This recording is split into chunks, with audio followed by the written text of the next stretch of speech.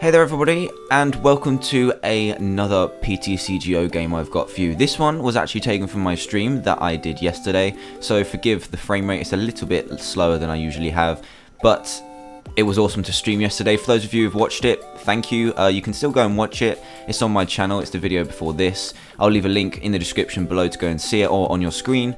And today I'm bringing you a electric mirror match. It's not directly a mirror match, like exactly the same, because I am playing Rayquaza Eels and he's playing more straight Mewtwo Eels, as you'll find out in a second. We both start double Dynamo, so I was pretty scared that I was going to get donked. That's the only thing I don't like about the electric decks, but I seem to survive. He puts an energy onto his Dynamo, so that's not going to be happening, and ends away my hand.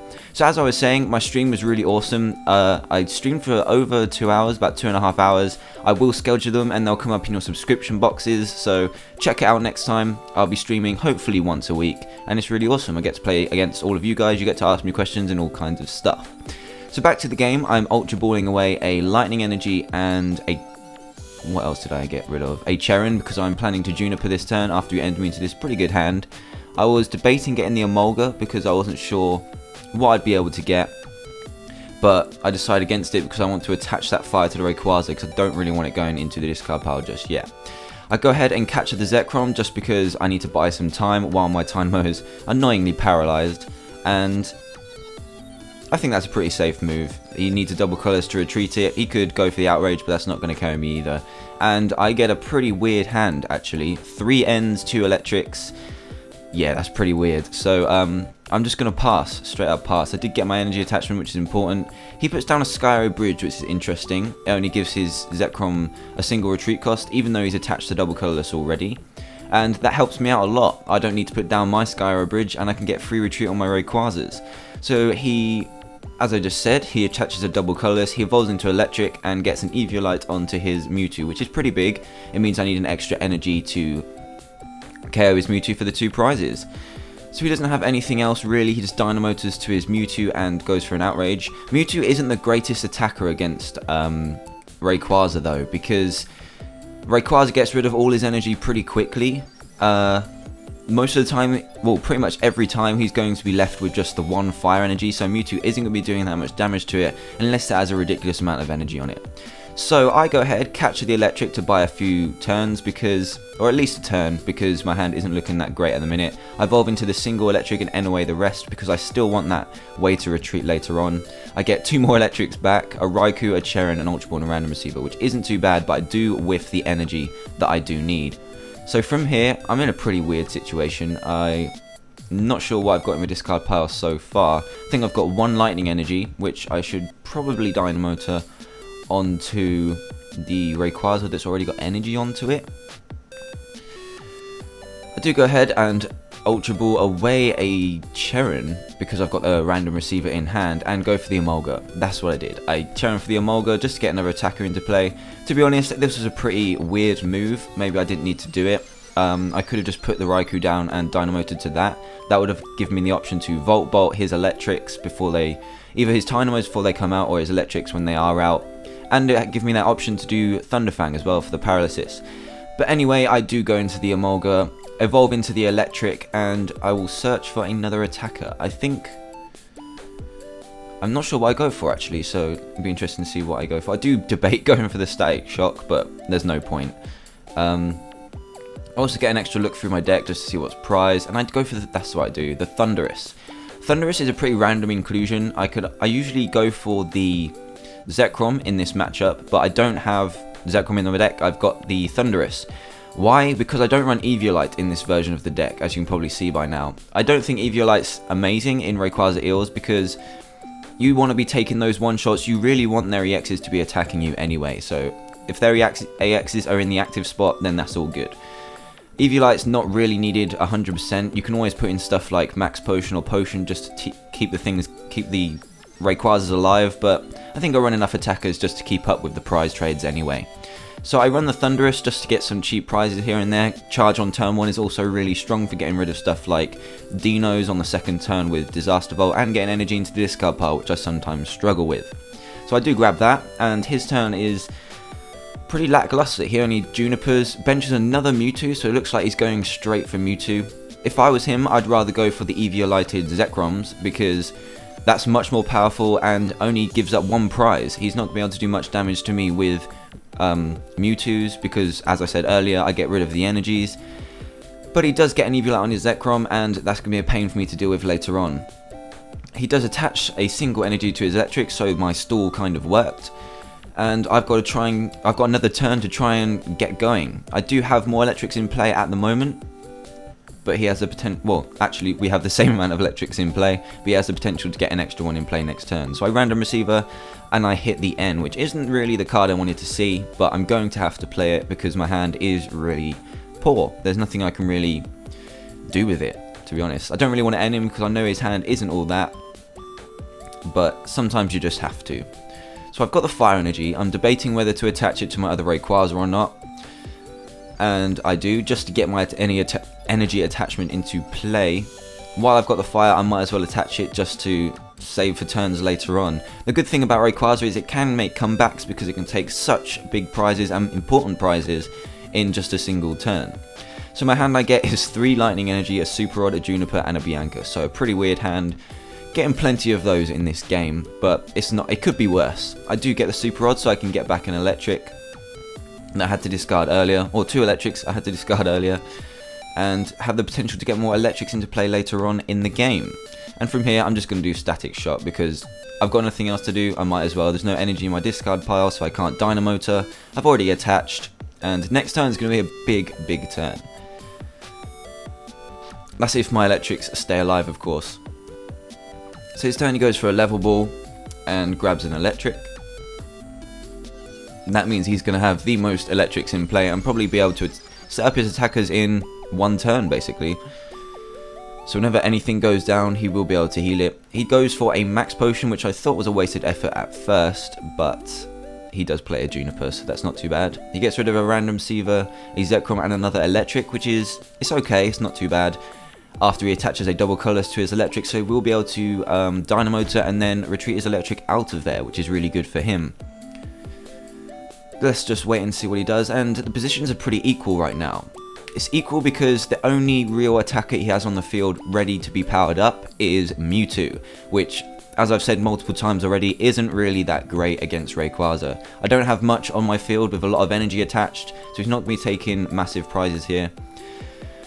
The turn before this, actually, I must note, I could have retreated into my Thunderous just to make sure that I don't give up a prize, basically. But he does get the catch on my Eelektrik, and that 30 damage from Outrage and Paralyzing did eventually matter. So that puts me on a bit of a back foot. I can't really take any significant prizes this turn. I will be able to Tool Scrapper his Eevee-Lights away. I would have thought he won't run many Eevee-Lights from here. He won't run more than 3, so 2 of them are in the discard pile.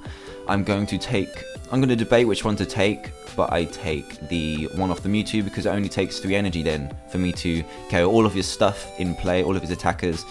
I attach the energy and then go for the Juniper. It does get rid of Bianca, but I'm not too bothered about that. It does get Lightning into the discard pile. So off the Juniper, I do draw a pretty decent hand. I've got energy, I've got a level ball to search out my Dynamo to try and get another Eelektrik in play, because I need at least 2 to really keep into this game, basically. I have got a catcher, so I can take out one of his Eelektриks if I really need to, after Dynamotoring an energy onto my Rayquaza. And it's pretty safe to do that as well. I can safely assume he doesn't run Dragon types, and the only other attacker he's got is Mewtwo, which isn't going to be doing a lot of damage to me. So let's just see what I do. It's like I debate ending my turn, which is also a good play too. It just saves my Rayquaza from getting KO'd, leaves my Emolga in the active position, which I should have retreated into that Thunderous again, really, just to definitely save that KO and force him to have a catcher. But that's not too bad.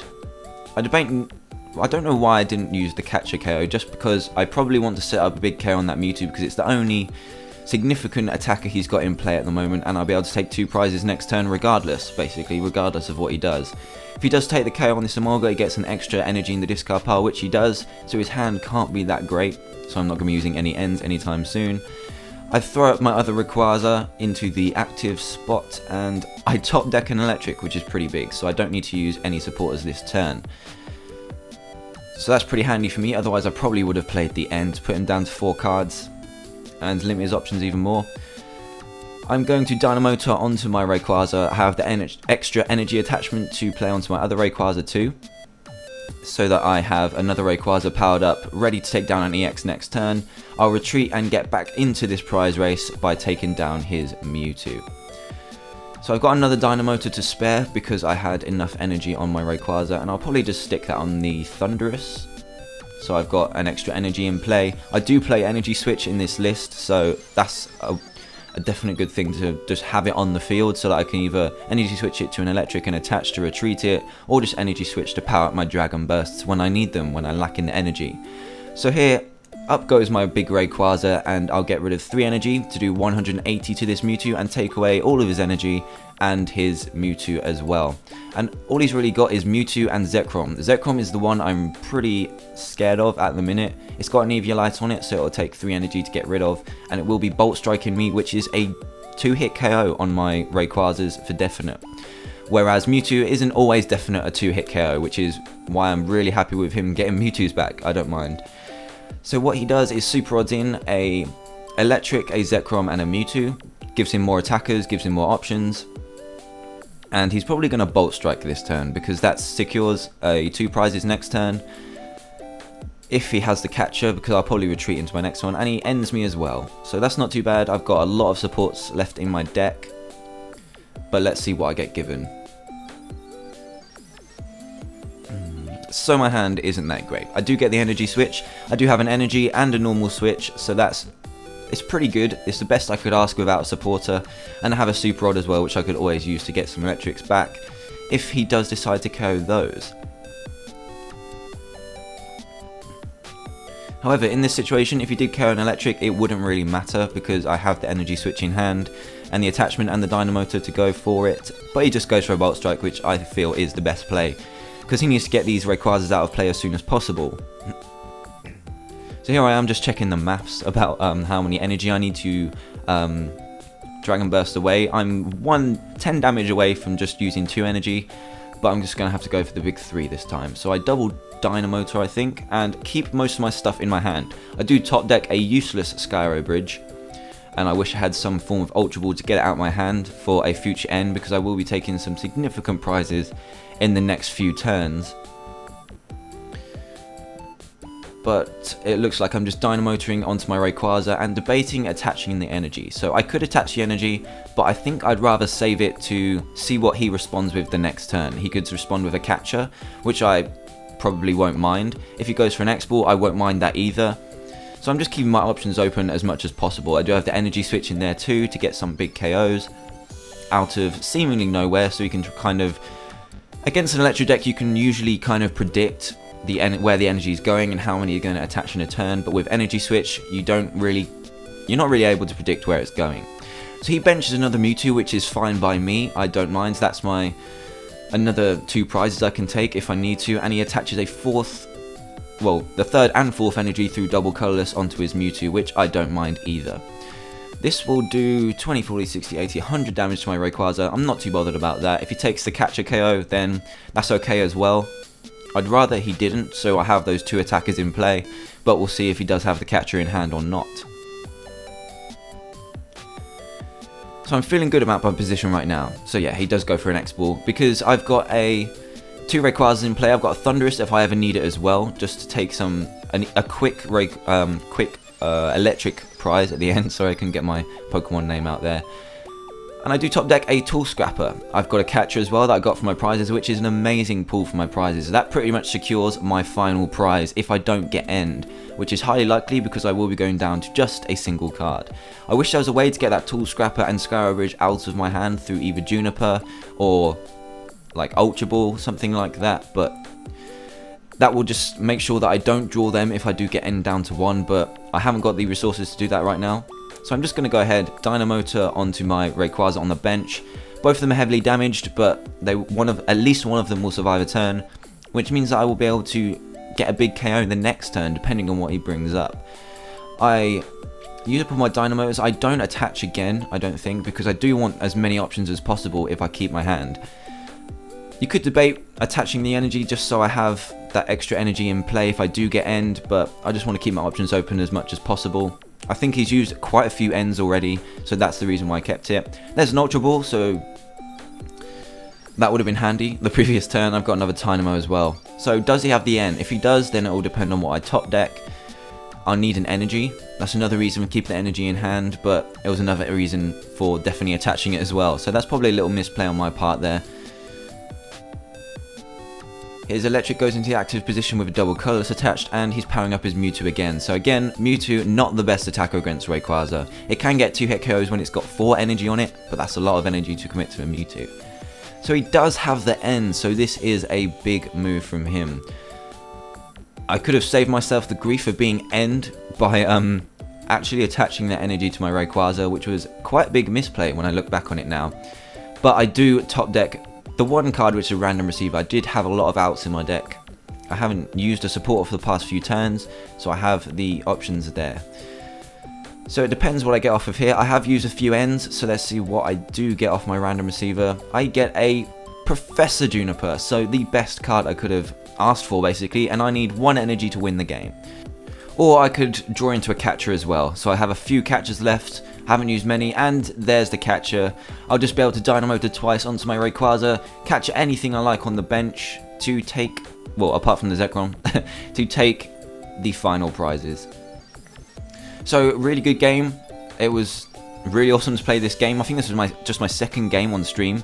It was really close game in the end. We both had average setups, but eventually, because he ran Mewtwo, he just didn't have enough attack power there. He needed too many energy attached to get those 2-hit KOs, and I was able to take out whatever I liked with my Rayquazas when they were fully powered up. So I just typed good game as common courtesy, and that's pretty much the game. So thanks for watching this game. If you did miss my stream, go over to the previous video. I'll put an annotation on the screen again to go to the full stream. It's about 2 hours 20 minutes long, and there's a few technical things at the beginning, but it all went really smoothly. And yeah, that's pretty much it. Thanks for watching. I have one more game from the stream up later. As usual, please like, comment, subscribe and all that good stuff, and I'll see you next time.